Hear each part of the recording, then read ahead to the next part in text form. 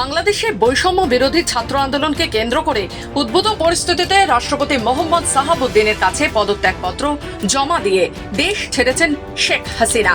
বেলা 2:30টায় বঙ্গভবন থেকে একটি সামরিক হেলিকপ্টারে শেখ হাসিনা উড্ডয়ন করেন। এ সময় সঙ্গে ছিলেন তার বোন শেখ রেহানা। শেখ হাসিনা ও তার ছোট বোন শেখ রেহানা নিরাপদ স্থানে চলে গেছেন। শেখ হাসিনা যাওয়ার আগে একটি ভাষণ রেকর্ড করে যেতে চেয়েছিলেন, তিনি সে সুযোগ পাননি। দুপুরে সেনা দপ্তরে বাংলাদেশের বর্তমান পরিস্থিতি নিয়ে দেশের শীর্ষ রাজনৈতিক নেতাদের সঙ্গে বৈঠকে বসেন সেনা প্রধান জেনারেল ওয়াকার উজ্জামান। বৈঠকে জাতীয় পার্টির সিনিয়র কো চেয়ারম্যান আনিসুল ইসলাম মাহমুদ ও পার্টির মহাসচিব মজিবুল হক চুন্নু ও ঢাকা বিশ্ববিদ্যালয়ের আইন বিভাগের অধ্যাপক আসিফ নজরুল সহ অনেকেই অংশ নেন।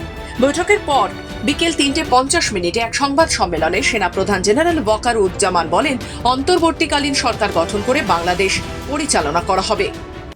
আজকে এখানে জামাতের আমির ছিলেন, আমাদের বিএনপির শীর্ষস্থানীয় নেতৃবৃন্দ এখানে ছিলেন, জাতীয় পার্টির নেতৃস্থানীয় নেতৃবৃন্দ এখানে ছিলেন এবং সুশীল সমাজ এবং এখানে ডক্টর আসিফ নজরুল উনি নিজেও ছিলেন এখানে এবং উনি আমার সামনেই উনি সমস্ত ছাত্রদেরকে একটা সুন্দর বার্তাও দিয়েছেন এবং আমি আশা করি যে ছাত্ররা সেই বার্তা শুনে ওনার কথা ওনাকে সবাই শ্রদ্ধা করে, ছাত্ররা শ্রদ্ধা করে, ওনার এই বার্তা শুনে তারা এই পরিস্থিতি নিয়ন্ত্রণে নিয়ে চলে আসবে এবং আমরা একটা সুন্দর একটা পরিস্থিতির দিকে আমরা এগিয়ে যাব ইনশাআল্লাহ।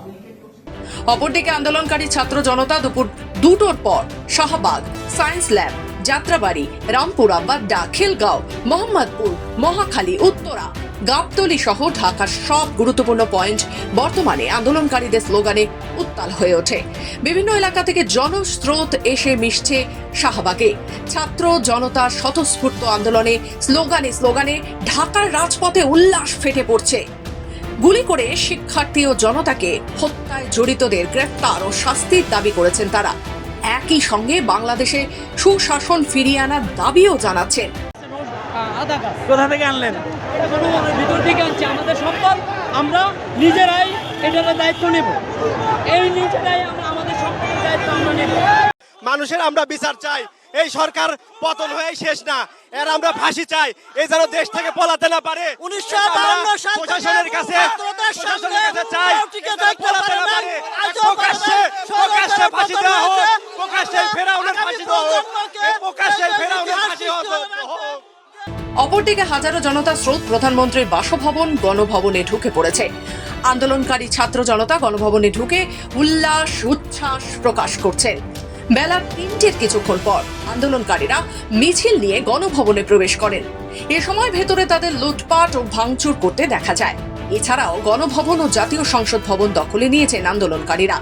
বেলা 3:15 দিকে সংসদ ভবনে ঢুকে পড়ে হাজারো মানুষ।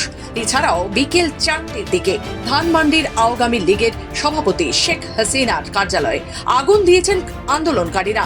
সেখানে এখন স্লোগান দিচ্ছে ছাত্র জনতা, তাদের উল্লাস করতেও দেখা যাচ্ছে। ঢাকা থেকে নিজস্ব প্রতিনিধি রিপোর্ট, খবর বাংলা।